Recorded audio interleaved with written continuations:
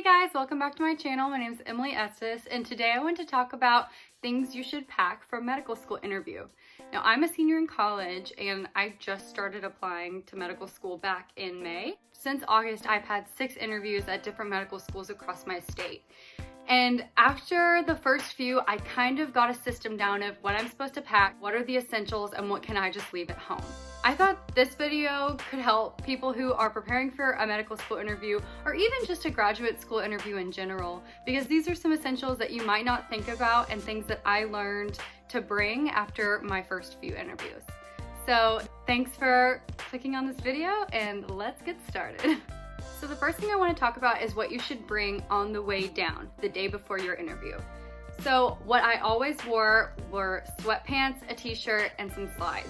I have my trusty sweatpants from Target. These are so comfortable, they're high-waisted, and they're just like pajamas. I would often pair them with a t-shirt like this and some slides. These are Crocs slides and they're the best. Basically, a lot of times I was driving 5+ hours, sometimes even 9 hours, and you definitely want to be comfortable.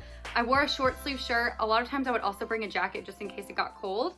I found some really comfortable gray and white pajamas at Target that are just so soft and so comfortable, because pretty much as soon as I got to my hotel around 7 p.m., I would eat a quick dinner and honestly be in bed by 8:30, which is the best. Another thing that I didn't really think about packing until my second or third interview was a heating pad. Now, the people who know me know I am obsessed with my heating pad. I kind of take it everywhere I go. I use it every single day, and it's just such a staple for me. But even for people who don't take a heating pad everywhere with them, it is such a good thing to have, because a lot of times when you're going to a medical school interview, you're pretty nervous, and that can take forms such as back pain, stomach pain. This can help you. So I remember the first time I went to an interview, I was sitting there in my hotel room wishing that I had one because my back was hurting so bad and my stomach was hurting because of nerves. And so this, a lot of times, I will just put it over my stomach.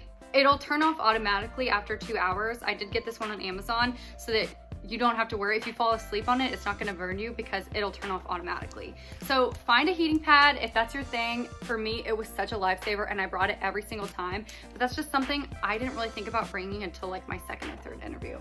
Okay, so for the morning of, you're getting ready and you wanna have plenty of time to get ready for your interview. I always woke up around 4:30 or 5 because we were usually supposed to be at the medical school by 8 o'clock, and I wanted to have enough time to get ready, put my makeup on, feel good about myself, eat a good breakfast, and have at least a 30-minute window to get to my interview early. So for the day of, what I would always do is I'd have a pair of fuzzy socks, because a lot of times hotel rooms can get really cold after skincare, brushing teeth, things like that. What I would do is put on the blouse that I was going to wear to the interview, and over that, I would put a robe. This one's from Target. It's just kind of like a knee-length, really silky robe, and I would put that on over the blouse so that I wouldn't get any makeup on my interview blouse. And the reason I went ahead and put on the blouse before makeup is because I didn't want to put on a whole face and then put on my blouse and get makeup all over it as I was putting it on. So this ensured that my clothes stayed really clean and that nothing kind of got in the way of me looking my best. And it also, you know, you feel more bougie as you're getting ready. It's great. Okay, so for the day of, you want to look presentable, but you also don't want to blend into the crowd. So a lot of people wear black, which is great, but personally I feel best when I wear navy, and navy is still a neutral. I got this beautiful like outfit from Dillard's. So this is just a navy knee-length pencil skirt, and I got the matching blazer to go with it. So I think all of these are from Alex Marie, but the blazer is also navy. I got this white blouse. It's a long sleeve silk blouse to wear under the blazer. I think it's so important to invest in a really good slip for underneath your skirt and a tank top, because it'll just make sure that everything is seamless and presentable, professional, and you don't have to worry about anything showing through because you'll be protected and covered with your slip and a nice tank top. I got this camisole, I think at Dillard's as well. It is a cream color, kind of matches my blouse. The next thing you should bring in your suitcase for interview day is a pair of flats. So I opted for nude flats. Again, I love pointy toe because I think it's more modern. And I got these at Target actually. And These are kind of faux leather nude flats. They're super comfortable, but you need to bring a pair of flats because you will be walking all over the medical school campus, and it's just a bad idea to do it in heels because your tour will either be in the morning or the afternoon, and if you are wearing your heels all day, you're going to be dead, especially if you have to drive a 6-hour drive home afterwards. So I wore these on my drive to the interview, and before I interviewed, I would change into my heels. Now I know these are not the cutest heels. These are from Dillard's as well. These are Antonio Milani, but they are this faux leather pointed toe, and they have a thick heel, and it's a low heel too. It's not that high.